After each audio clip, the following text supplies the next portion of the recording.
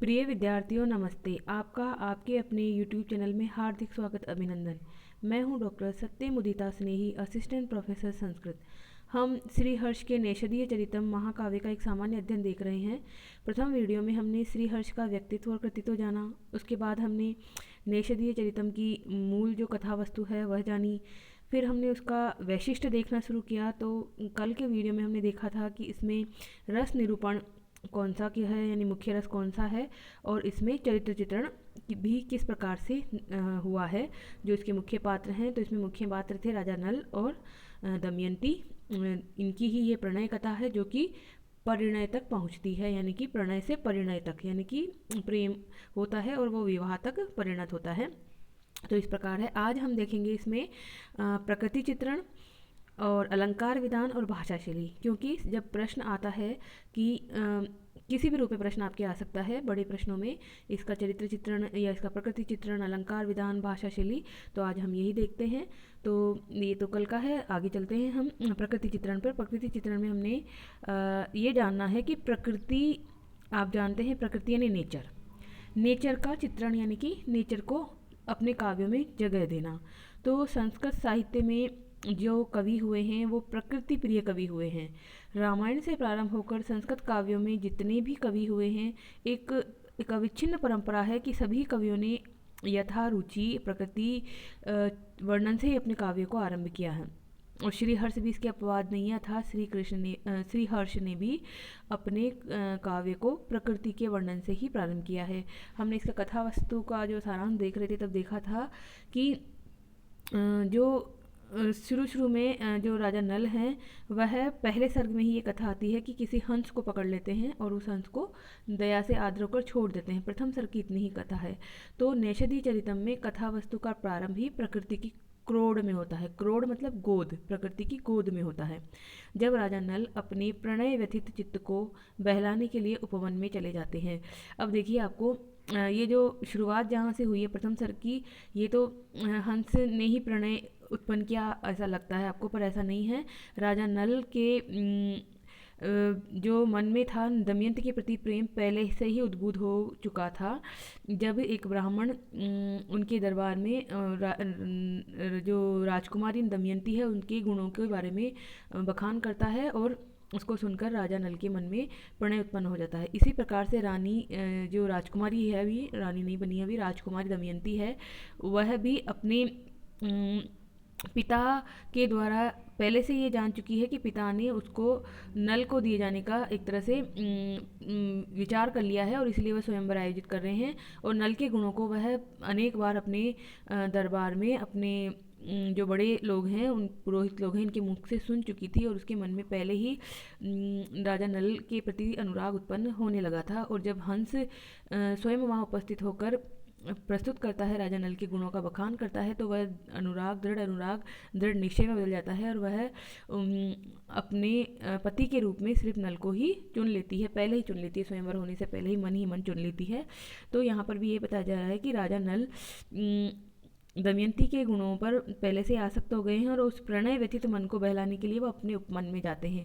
जब वहाँ उपवन में जाते हैं तो वो क्या देखते हैं कि बहुत सारे हंस हैं। उसमें एक हंस है, वो सुनहरा है, सुनहरे रंग का है, गोल्डन लग रहा है उसका ये, और वो निश्चल बैठा हुआ है। ऐसे लग रहा है जैसे कि वो काष्ठ का हंस है, यानी कि लकड़ी का हंस है और बहुत निश्चल बैठा हुआ है। उसको जाके धीरे से वो उसको पकड़ लेते हैं और पकड़ने के बाद में वह अपने मन को बहलाने के लिए उसे पकड़ते हैं। ऐसा कुछ शिकार या उस दृष्टि से नहीं पकड़ते। तो हंस दया की मतलब उनसे याचना करता है कि मुझे आप छोड़ दीजिए, मैं आपके जो भी आपका इच्छित है, जो भी आपका मन में इच्छित है, वह इच्छा पूर्ति करने में आपका मैं सहायक होऊंगा। तो राजा नल उसे छोड़ देते हैं और हंस उनसे दमयंती के बारे में बताते हैं और दमयंती का संदेश, राजा नल का संदेश दमयंती तक ले जाते हैं और दमयंती के मन में भी राजा नल के प्रति अनुराग उत्पन्न करते हैं। तो इस प्रकार हंस जो है वो इसमें मुख्य पात्र है। और हंस तो एक प्रकृति का तत्व है, क्योंकि पशु पक्षी पौधे ये सभी तो प्रकृति के तत्व हैं। तो इस प्रकार से प्रकृति की क्रोड़ में ही नेषदीय चरितम की कथा वस्तु प्रारंभ होती है। उपवन में प्रकृति के विभिन्न उपादान नल की मानव सेवा करते हैं। तो प्रथम सर्ग में ही 102वें श्लोक से लेकर 106वें श्लोक तक प्रकृति के विभिन्न उपादान बताए गए हैं जो मानव की राजा नल की ही सेवा करते हैं, यानी सहायक बनते हैं। किंतु उन पुष्पों, आम्र वृक्ष, भ्रमर समूह, चंद्रिका, कोकिल आदि उद्दीपनों ने नल के पूर्व राग का संवर्धन ही किया। यानी कि जो वो मन को बहलाने के लिए वन में आए थे, अपने उपवन में आए थे, बगीचे में आए थे, वह मन बहलाने की बजाय उनका मन और ज़्यादा व्याकुल हो गया, क्योंकि जब प्रेम की अवस्था में होता है कोई व्यक्ति तो उसे पुष्प, आम्र वृक्ष, भंवरों का समूह, कोयल का गान, ये सब जो है वो और ज़्यादा उसके मन के संताप को बढ़ा देने वाले होते हैं। तो ये उद्दीपन उसको कहा जाता है, उद्दीपन विभाव। तो ये नल के पूर्व राग को बढ़ा देते हैं। ये प्रथम सर्ग के 84वें पद्य से लेकर 100वें पद तक ऐसा वर्णन है। यानी कि किसी भी प्रकार से वह मन को शांत नहीं कर पाते हैं उस उपवन में, और मन में और उद्विग्नता उन्हें आ जाती है। अब प्रकृति चित्रण के साथ ही प्रकृति का मानवीकरण भी एक तत्व होता है। प्रकृति का मानवीकरण क्या होता है कि जब प्रकृति में जो तत्व पाए जाते हैं उनको मानवीय क्रियाकलापों का उन पर आरोप कर दिया जाता है। जैसे कि मनुष्य जैसे किसी का अगर आतिथ्य सत्कार करता है, तो यहाँ पर राजा जो हैं नल के मुख से कहलवा रहे हैं कि किस तरह से पुष्प और फल दे करके जो वृक्ष हैं वो अतिथि सत्कार कर रहे हैं। तो देखिए ये श्लोक है 22वां जो सर्ग है उसका 32वां श्लोक है। इसका क्या अभिप्राय है देखिए, हिंदी में अभिप्राय नीचे लिखा है। आप अभिप्राय से भी अपने एग्जाम में प्रश्नों को पूर्णतः लिख सकते हैं, और अगर श्लोक की आपको थोड़ा भी अंश याद रह सके तो ये जरूर कीजिएगा।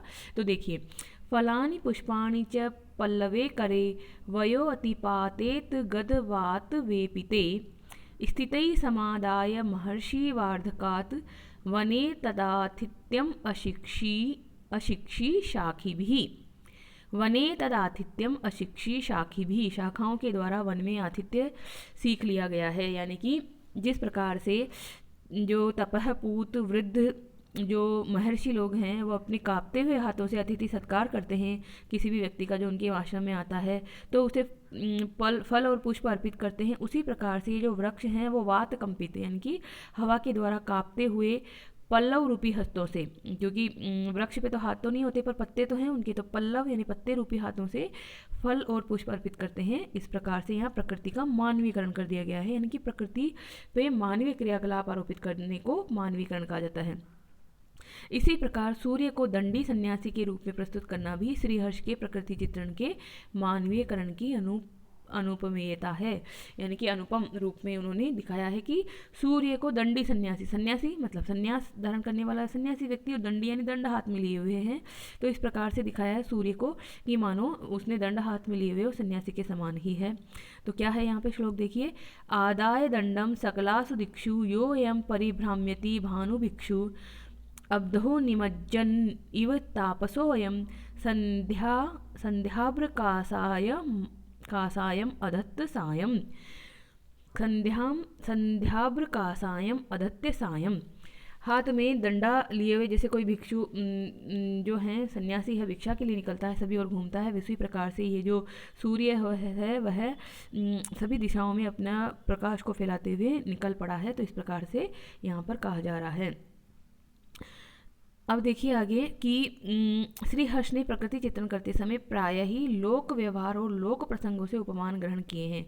अब प्रकृति का चित्रण करते हुए सामान्य लोक में संसार में जो प्रचलित होते हैं वहीं से उपमान को ग्रहण किया जाता है। तो हम घर में देखते हैं, अभी तो नहीं, प्राचीन ज़माने में क्या होता था, दीपक जो जलता था प्रकाश के लिए उसके ऊपर कुछ कटोरे को रखकर काजल को इकट्ठा किया जाता था, और वही काजल जो महिलाएं हैं वो अपने आँखों में लगाती थी। तो यह एक लौकिक उपमान के द्वारा प्रकृति चित्रण किया जा रहा है। यहाँ पर देखिए किस तरह से सूर्य दीप के ऊपर यानी सूर्य रूपी दीपक के ऊपर उल्टे कटोरे की भांति आकाश काजल बटोरने के लिए अवस्थित है। सूर्य रूपी दीपक है, उस पर कटोरिया रूपी आकाश है, और मानो काजल बटोरने के लिए उसके ऊपर अवस्थित है। और आकाश रूपी जो कटोरा है उसमें काजल अगर बहुत ज़्यादा हो गया है तो वह काजल जो है यानी अंधकार, यहाँ पर काजल मतलब अंधकार भूमि पर गिरकर सर्वत्र फैल गया है। यानी कि जब आकाश में काले काले बादल छाते हैं और वो बहुत ज़्यादा काले हो जाते हैं तो वह धारण नहीं कर पाते अपने उस कालिमा को अर्थात उस जल को, और वह नीचे बरस पड़ते हैं। तो इस प्रकार से यहाँ पर ये कहा जा रहा है कि बादल, काले बादल बरस पड़े हैं, वो अपने अंदर उस कालीपन को यानी कि पानी को धारण नहीं कर पा रहे हैं। तो इस प्रकार से यहाँ पर है, यही श्लोक में बात कही गई है जो मैंने आपको हिंदी में बताई।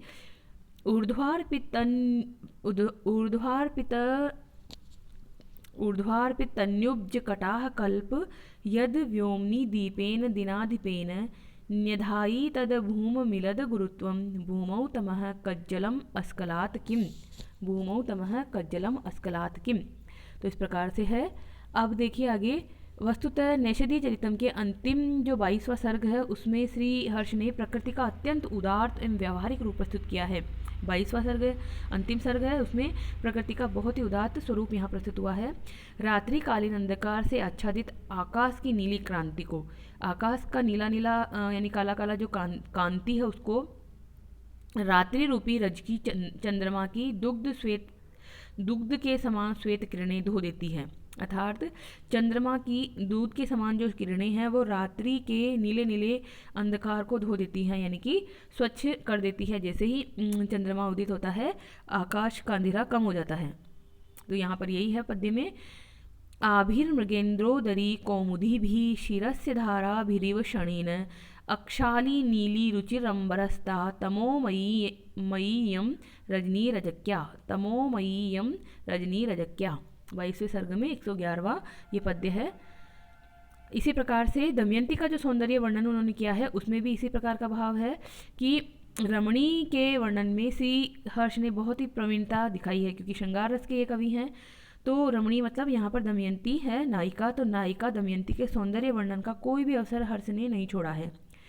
पंचम द्वितीय पंचम और सप्तम यानी दूसरे, पांचवें और सातवें सर्ग में दमयंती का रूप वर्णन बहुत ही विस्तार से हुआ है कवि के द्वारा, और वहाँ पर हर जगह उन्होंने नए नए उपमानों, मौलिक कल्पनाओं आदि के कारण जो प्रत्येक सौंदर्य है वो नवीन सा प्रतीत हो रहा है। कवि जब उपमा देते हैं तो कभी मृग की उपमा देंगे, कभी मछली की देंगे, कभी किस रूप में देंगे, तो नए नए उपमान उन्होंने ग्रहण करके जो दमयंती है उसके सौंदर्य को भी उभारा है, और वो जो उपमा के रूप में उपमान ग्रहण किए गए हैं वो प्रकृति से ही लिए गए हैं। इसलिए प्रकृति के माध्यम से अपने काव्य सौंदर्य को बढ़ाया है कवि ने। ब्रह्मा ने दमयंती का मुख बनाने के लिए इंदु के सार अंश को ग्रहण कर लिया। उसी के कारण चंद्रमा में बने छिद्र के बीच में से आकाश की नीलिमा दृष्टिगोचर हुआ करती है।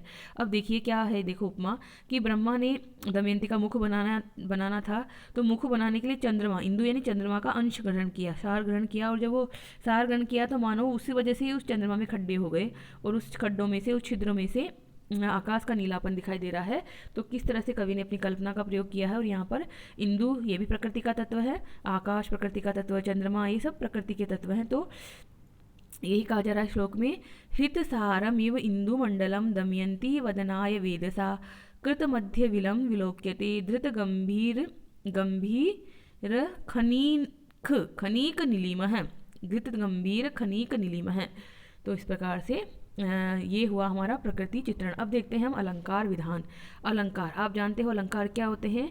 अलंकार होते हैं जो काव्य के सौंदर्य की वृद्धि करते हैं, यानी सौंदर्य तो काव्य में पहले से होता है, परंतु जिस प्रकार से रमणी को आभूषण पहना दिए जाने पर उसका सौंदर्य बढ़ जाता है, महिला का सौंदर्य बढ़ जाता है, उसी प्रकार से अगर हम काव्य में अलंकार रखते हैं तो उसका सौंदर्य बढ़ जाता है। अलंकार दो प्रकार के होते हैं, शब्द अलंकार और अर्थ अलंकार। तो कवि ने दोनों ही प्रकार के अलंकारों का बहुत अच्छे से प्रयोग किया है।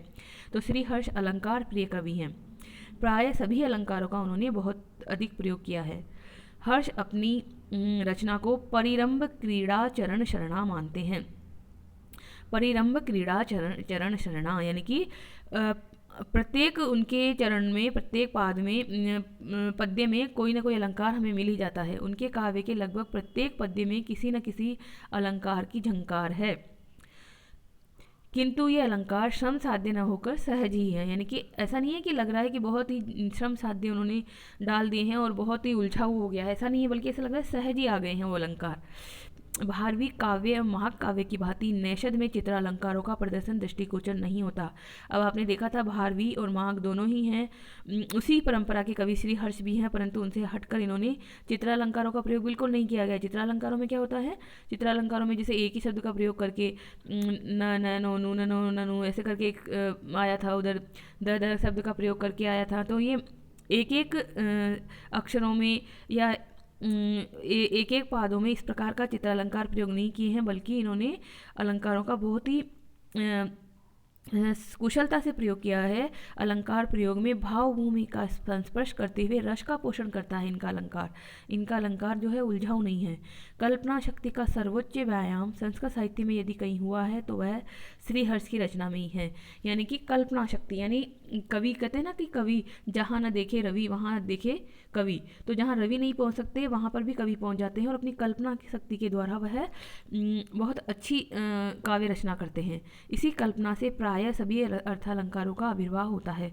तो जब वो अपनी कल्पना शक्ति को विस्तार देते हैं तो उसमें सारे अर्थालंकार आ जाते हैं, उसमें अर्थालंकारों का आश्रय उन्हें लेना पड़ता है। नेषदी चरित्र में शब्द और अर्थ दोनों ही प्रकार के अलंकार अर्थात दोनों ही प्रकार की चमत्कृति हमें दृष्टिगोचर होती है। महाकवि जो श्री हर्ष है उन्होंने शब्दालंकारों का प्रयोग अर्थ सौंदर्य की अभिवृद्धि के लिए ही किया है। अब शब्दालंकार जो होते हैं वो शब्द में निष्ठ अलंकार होते हैं, परंतु उन शब्दनिष्ठ अलंकारों के द्वारा अर्थ का सौंदर्य बढ़ता है, अर्थ सौंदर्य में विवृद्धि होती है महाकवि श्री हर्ष के काव्य में। अनुप्रास, यमक, श्लेष इत्यादि जो अनेक सुंदर प्रयोग नेषदी चरितम्य में प्राप्त होते हैं। अनुप्रास की दृष्टि से शब्द के अंतिम वर्णों की समता श्री हर्ष को अधिक इच्छित रही है। अब अनुप्रास अलंकार आपको पता ही है कि शब्दों को इस तरह से रखा जाता है कि बोलने में ही अर्थ जो है बोलने में ही एक चमत्कार दिखे हमें, अर्थ भले ही हमें उस पद्य का ना आता हो, परंतु शब्द उच्चारण करने मात्र से ही एक चमत्कृति उसमें नजर आए तो उसको कहते हैं अनुप्रास अलंकार। तो यहाँ पर उन्होंने शब्द के अंतिम वर्णों में समानता रखना ज़्यादा अभिप्रेत है कवि को। तो यहाँ पर एक उदाहरण प्रस्तुत है आपके सामने, देखिए क्या है उदाहरण। लोकेश केश वशिनानन अपि यश्चकार श्रृंगार रसांतर भ्रीशांतर शांत भावन भृशांतर शांत भावन पंचेन्द्रियाणि जगतामिषु पंचकेन संक्षोभयन वीतनुताम वीतनर्मुदम वह। तो इस प्रकार से यहाँ पर है अनुप्रास अलंकार की छटा 11वें सर्ग में 25वां पद्य है ये। श्री हर्ष का श्लेष प्रयोग तो लोक प्रसिद्ध ही है। अब श्लेष में तो बहुत ही प्रसिद्ध है, अगर आपके एग्जाम में आता है कि सबसे अधिक जो अलंकार श्री हर्ष को कौन सा प्रिय है, तो आप कहेंगे श्लेष अलंकार में बहुत ही सिद्धहस्त कवि उन्हें बहुत प्रिय है। काव्य में विशेष चमत्कार उत्पन्न कर देने के लिए श्री हर्ष ने श्लेष अलंकार का बहुत अधिक प्रयोग किया है। श्लेष अलंकार आपको पता ही है, श्लिष्टै पदे अनेकार्थाभिधाने श्लेष इष्यते, यानी श्लिष्ट पदों के द्वारा अनेक अर्थों का अभिधान करने को श्लेष अलंकार कहा जाता है। तो श्री हर्ष का स्पष्ट अभिमत था कि वाणी से जो अनेक अर्थ प्रकट होते हैं वे निश्चय ही कवित्व शक्ति के विलास के द्योतक होते हैं। यानी कि जब हम कोई अर्थ प्रकट करना चाहते हैं और एक ही शब्द के माध्यम से अनेक अर्थ प्रकट करना चाहते हैं तो कवि की जो विलास शक्ति यानी कवि का जो कवित्व है वो प्रकट होता है वहाँ पर। तो यहाँ पर कहा जा रहा है श्लिष्यन्ति वाचो यदमूरमुष्यः कवित्व शक्ति खलु ते विलासा। नेषदी चरितम के 14वें सर्ग में ही ये बात कवि ने कही है।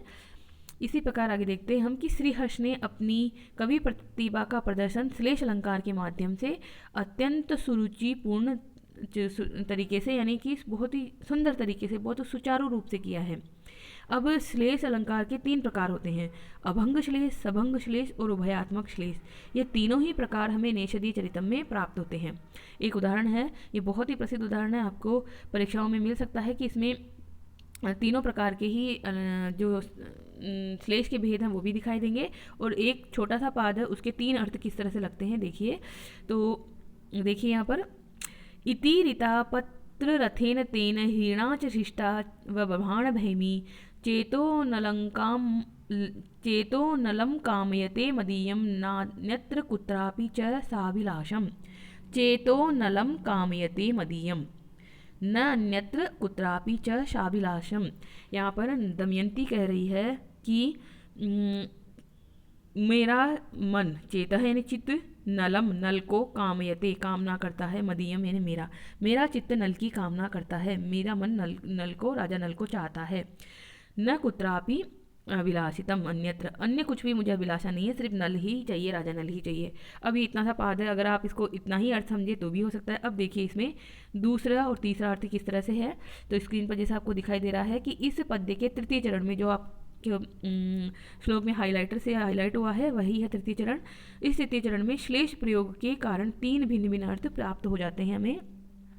चेतो हो, चेतः का जो ओ का विसर्ग हो जाएगा तो चेतः बनेगा, चेतः नलम कामयते मदीयम, मेरा मन, मेरा चित्त, नलम यानी नल की, कामयते यानी कामना करता है, ये इसका एक अर्थ हुआ। अब दूसरा अर्थ देखिए, चेतः न को आगे ले जाइए, अलग कर दीजिए इसे, लंकाम, लंकाम अयते मदीयम, मेरा मन, मदीयम चेतः मेरा मन, न यानी नहीं, लंकाम यानी लंका की ओर, अयते यानी जाता है, मेरा मन लंका की ओर नहीं जाता है, यानी कि लंका का यहाँ पर है लोभी होकर लंका की ओर नहीं जाता है। लंका स्वर्ण नगरी थी, तो दमयंती कहना चाह रही है कि मेरा मन जो है लोभ को ग्रस्त होकर, ऐसा नहीं है कि सोने चांदी की तरफ आकर्षित होता है, मुझे तो सिर्फ राजा नल ही चाहिए, लंका को मैं नहीं चाहती, यानी स्वर्ण नगरी मुझे नहीं चाहिए, परंतु राजा नल ही मुझे पति के रूप में चाहिए। तो यहाँ पर अलग कर दिया हमने, पदच्छेद को अलग कर दिया, तो ये हो गया सबंग, न लंकाम अयते मदीयम, सबंग।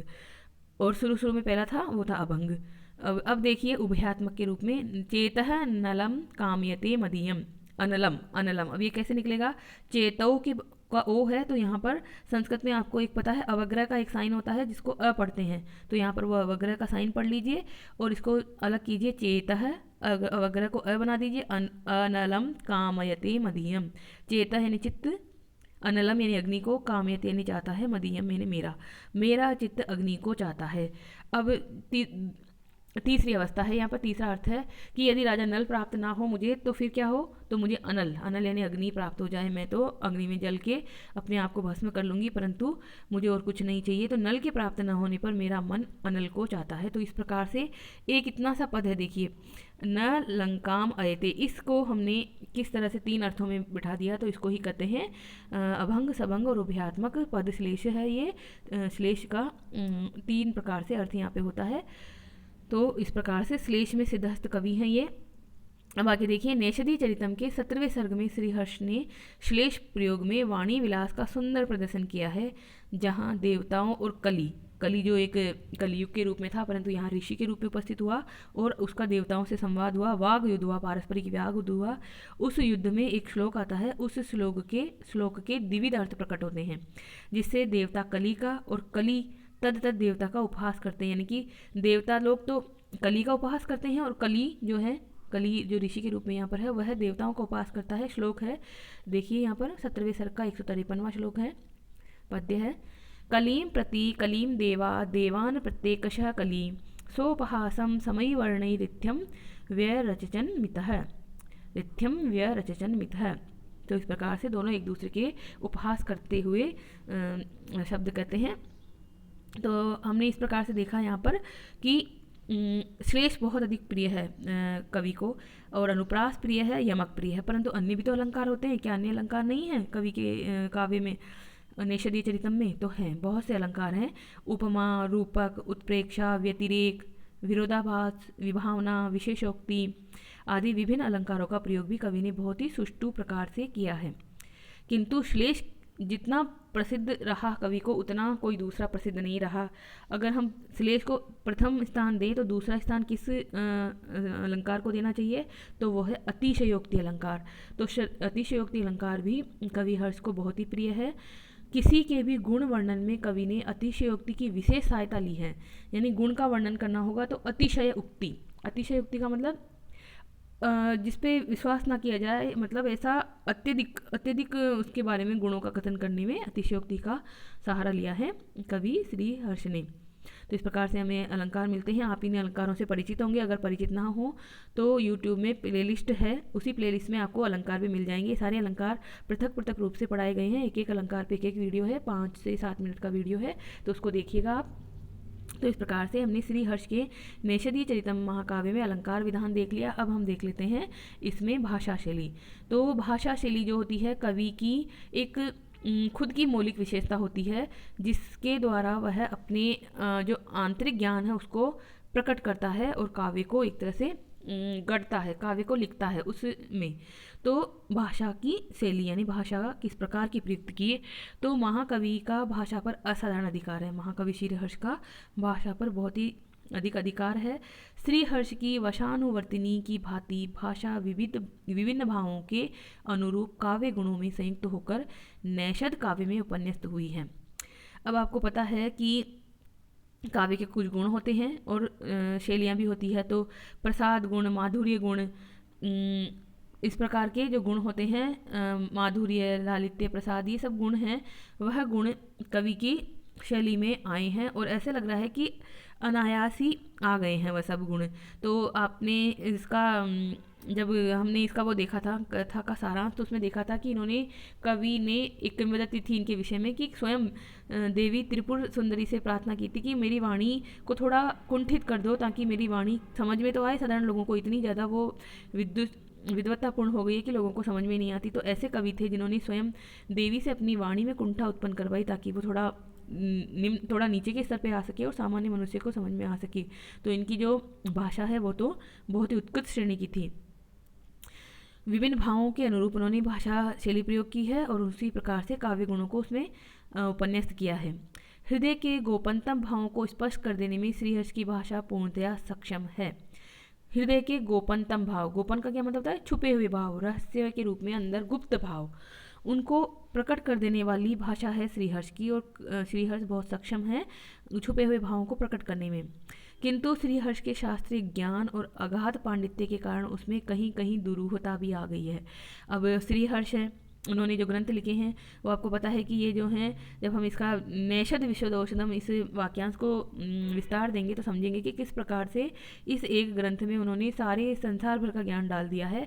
तो शास्त्रीय ज्ञान और उनका अगाध पांडित्य के कारण वो भाषा जो है वो थोड़ी दुरूह हो गई है, कठिन हो गई है, जिसके कारण काव्य का प्रसाद गुण बाधित हो गया है। काव्य में एक प्रसाद गुण होता है जो बहुत ही सहज गुण होता है, जिसका अभिप्राय ये होता है कि जैसे ही आपने किसी पंक्ति को पढ़ा और आपको अर्थ हृदंगम हो गया तो उसमें प्रसाद गुण होता है, बहुत सहज गुण होता है ये।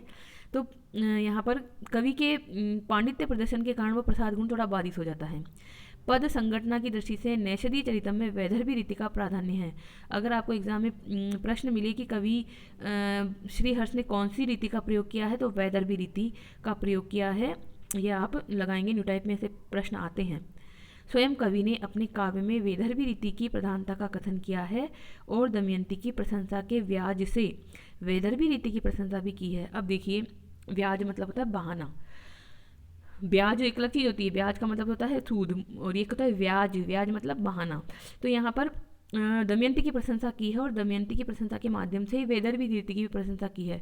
तो आपको पता है कि जो दमयंती थी वो विदर्भ देश की राजकुमारी थी, इसलिए उसका नाम था वैदर्भी। और वैदर्भी एक रीति भी होती है, वो भी विदर्भ प्रदेश से संबंधित रीति होती है। तो यहाँ पर ये पंक्ति आपको जरूर याद रखनी है। धन्यासि वैदर्भी गुणैरुदारैर्यया समाकृष्यत नैषदो अपि। धन्यासि वैदर्भी, है वैदर्भी तुम धन्य हो, यानी हे दमयंती आप धन्य हैं। गुणैरुदारे यया, यया यानी जिसके, उदारे गुणै उदार गुणों से, नैषदो अपि समाकृष्यते, नैषद भी, नैषद यानी राजा नल भी आकृष्ट कर लिया गया। निषद देश का राजा होने की वजह से नैषद कहा जाता है राजा नल को। तो नैषद भी यानी नल को भी आकृष्ट कर लिया गया है। अब इसी अर्थ को श्लेष अलंकार से दूसरे अर्थ में समझिए, यानी वैदर्भी रीति के अर्थ के संदर्भ में समझिए। तो हे वैदर्भी रीति तुम धन्य हो, अपने गुण, कौन से गुण? माधुर्य, लालित्य आदि गुणों से नैषद काव्य को भी आकृष्ट कर लिया गया है। यानी नैषद काव्य में भी हमें माधुर्य, लालित्य आदि गुण मिलते हैं और वैदर्भी रीति मिलती है। तो हे वैदर्भी रीति तुम धन्य हो, तुमने अपने माधुर्य, लालित्य आदि गुणों से नैषद काव्य को भी आकृष्ट कर लिया है, यानी कि नैषद काव्य में भी व्याप्त है वैदर्भी रीति। तो श्रीहर्ष ने वैदर्भी के प्रति पक्षपात अवश्य दिखाया है, किंतु यथोचित रस एवं भाव के सन्निवेश के लिए पांचाली, गौड़ी और लाटी रीतियों का भी अनेकशः प्रयोग कवि ने किया है।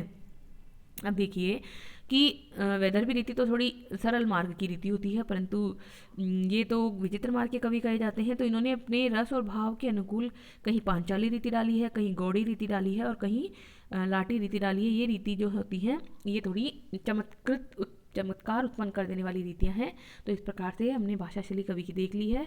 अब आज हम यहीं विराम देते हैं अपने इस अध्ययन सामग्री को। कल हम इनका जानेंगे पांडित्य प्रदर्शन। पांडित्य प्रदर्शन का मुख्य विषय यही रहेगा कि नेषद विशद औषधम, इस वाक्य को हम विस्तार दें क्योंकि परीक्षाओं में इसकी व्याख्या आती है। तो आज मेरा यहीं पर इस अध्ययन सामग्री को विराम देती हूँ मैं। और मेरा आपसे जो अंतिम निवेदन ये होता है कि अगर चैनल पर पहली बार आए हैं तो सब्सक्राइब कर लीजिए और बेल आइकन को दबाकर ऑल शब्द पे क्लिक कर लीजिए ताकि इस चैनल पर डाले जाने वाले सभी वीडियो के नोटिफिकेशन आपको तुरंत मिल जाएं। और अगर आपको वीडियो अच्छा लगे तो यूट्यूब में कमेंट बॉक्स होता है, वहाँ पर अपने विचारों को ज़रूर अभिव्यक्त करें। और लाइक एक होता है, थम्स अप का निशान होता है, उसको चिन्ह को दबाइए, लाइक बटन को दबाओ और आप अपना जो भाव है हमारे प्रति व्यक्त कीजिए। विद्या बांटने से बढ़ती है, तो आप इसको शेयर जरूर कीजिए। जितना अधिक शेयर करेंगे उतना ही अधिक ये लोगों को लाभान्वित करेगा और लोकप्रिय होगा। तो लोकप्रिय होने से ये यूट्यूब में भी ऊपर की तरफ नजर आएगा। जैसे ही आप कभी सर्च करेंगे नेषद चरितम तो ये अगर ये अच्छा व्यूअर वाला होगा तो ये जल्दी दिखेगा। तो आपको ये होगा कि कभी आप भूल भी जाएं कि चैनल का नाम क्या था या क्या नहीं था, तो भी आप टॉपिक का नाम लिखकर उसको पा सकते हैं उस वीडियो सामग्री को। तो इसलिए ये आपके भी हित में है कि 3-4 वर्ष के बाद भी अगर इसको देखना चाहें आपकी अमुक वीडियो आपने कभी देखा था और उसको चैनल का नाम आप भूल गए परंतु टॉपिक का नाम तो आपको याद रहेगा, तो उसके माध्यम से आप इसको सर्च कर सकते हैं। तो यह यूट्यूब की एक पॉलिसी होती है कि जो ज़्यादा अच्छा व्यूअर वाला होता है, ज़्यादा लोकप्रिय वीडियो होता है, उसको वो सबसे पहले प्रस्तुत करता है जब हम उसमें यूट्यूब में सर्च करते हैं। तो ये आपके ऊपर ही निर्भर है कि आप इसको लोकप्रिय बनाते हैं या नहीं बनाते हैं। तो यही अंत में मेरा निवेदन कि कॉपी और पेन लेकर बैठिए और जितना पढ़ाया जा रहा है उसको नोट कीजिए। प्रतिदिन का अभ्यास प्रतिदिन कीजिए क्योंकि करत करत अभ्यास के जड़मति हुई सुजान, रस्सी आवत जात के सिर पर पड़त निशान। पता ही है आपको, ये हिंदी और संस्कृत दोनों जो हैं माता और पुत्री का संबंध है। तो संस्कृत जानने वाले हिंदी और हिंदी जानने वाले संस्कृत अवश्य जानते हैं। तो यही हम विराम देते हैं आज इस अध्ययन सामग्री को। अंत में जो हमारा उद्घोष है, जयतु संस्कृतम जयतु भारतम, जयतु संस्कृतम जयतु भारतम, जयतु संस्कृतम जयतु भारतम। धन्यवाद।